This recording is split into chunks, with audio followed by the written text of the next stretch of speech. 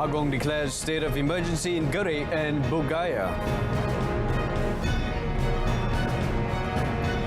Government monitoring closely anti-vaccine activities.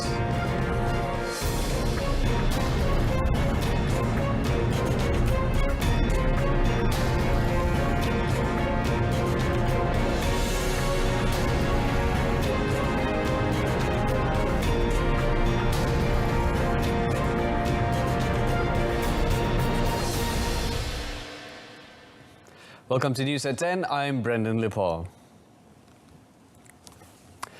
Yang Di-Pertuan Agong Al-Sultan Abdullah Rayatuddin Al-Mustafa Billah Shah today made a proclamation of emergency for the Gurih Parliamentary Constituency in Perak and the Bugaya State Constituency in Sabah, in effect cancelling the by-elections for both seats.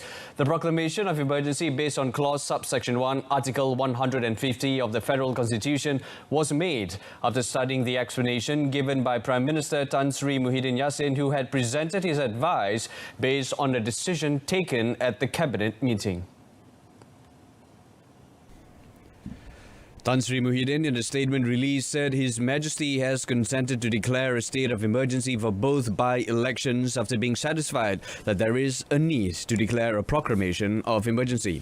He said this is to promulgate the Emergency Ordinance No. 2, 2020 under clause subsection 2B of Article 150 of the Federal Constitution to cancel and postpone indefinitely the by-elections for the Gurih Parliamentary Constituency and Bugaya State Constituency scheduled for 16 January 2021.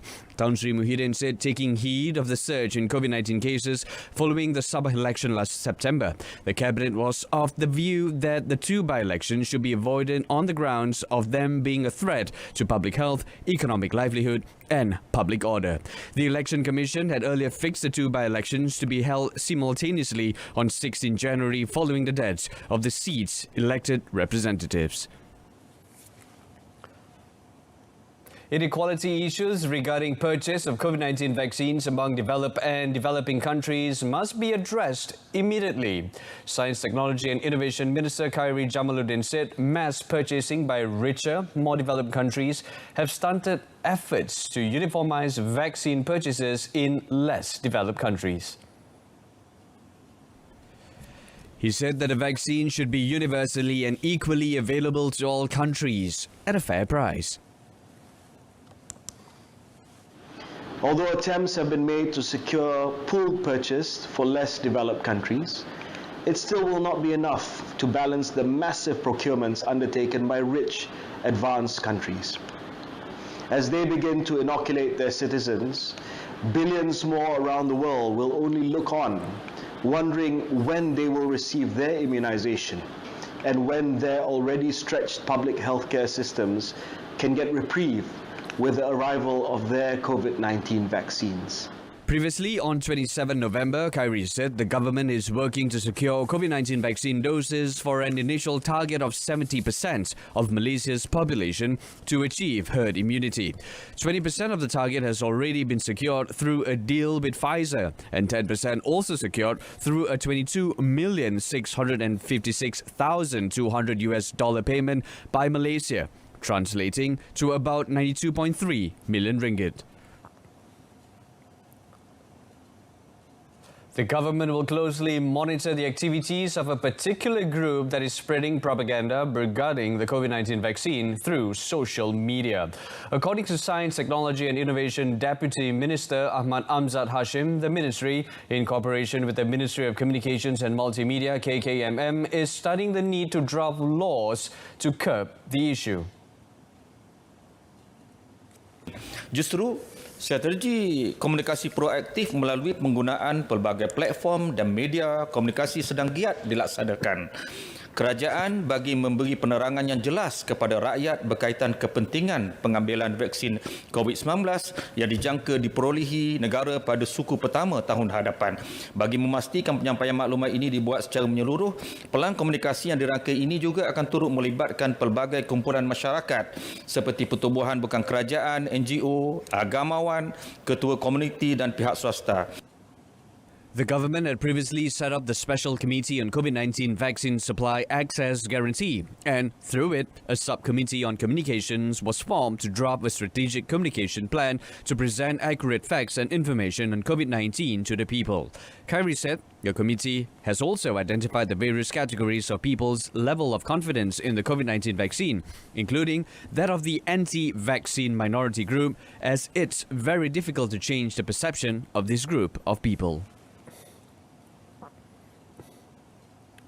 Now for the COVID-19 updates. Malaysia today recorded 1,295 new cases, taking the total number of infections in the country to 87,913.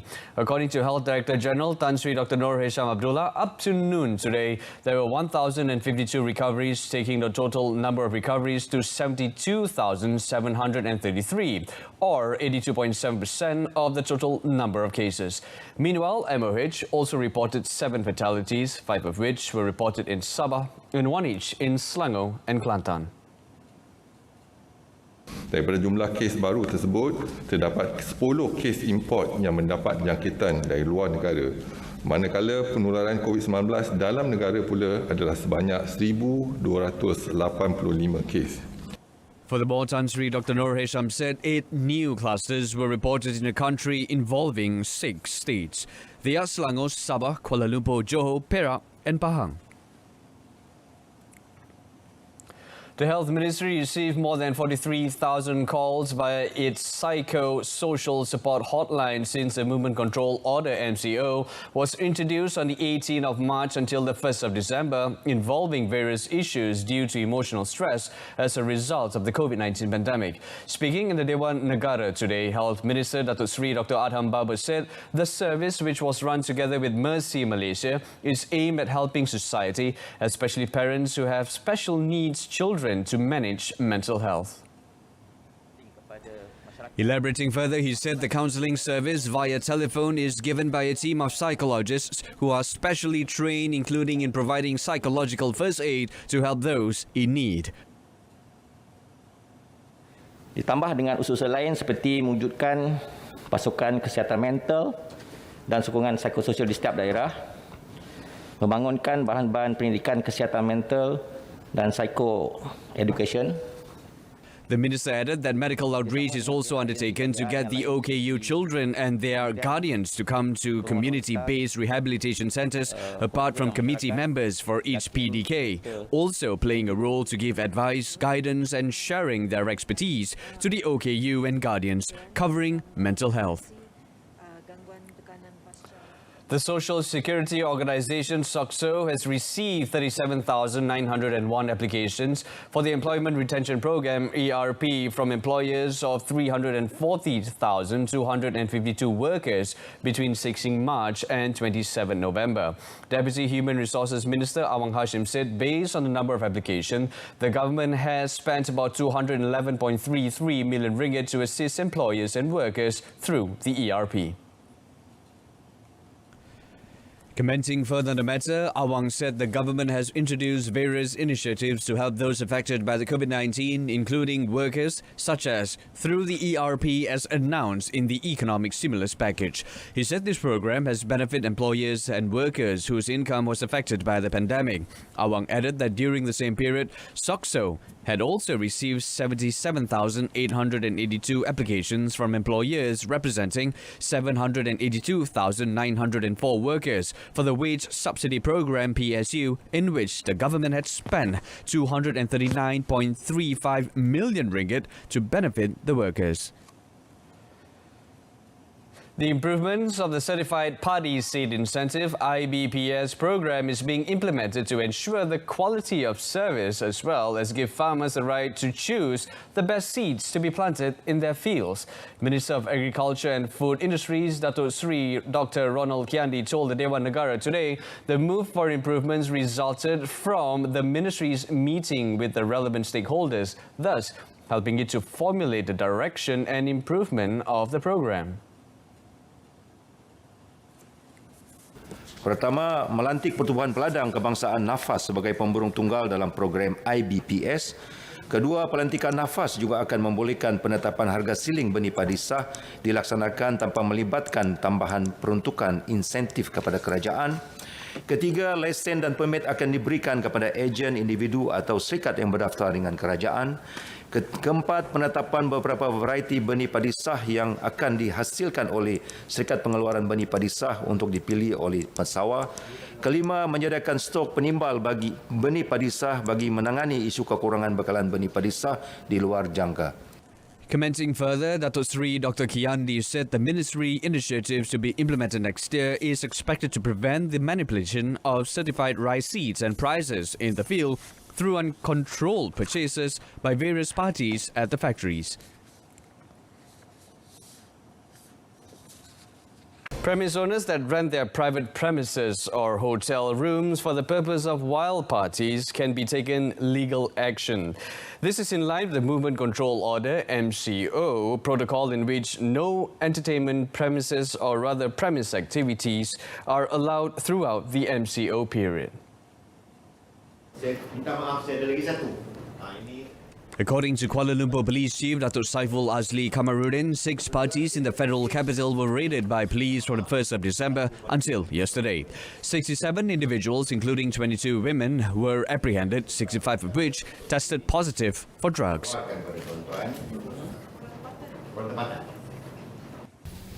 Jadi saya ingin memberi amaran kepada premis-premis yang akan atau sedang disewa untuk parti-parti liar ni, seperti premis persendirian, hotel atau kondominium dan servis apartmen.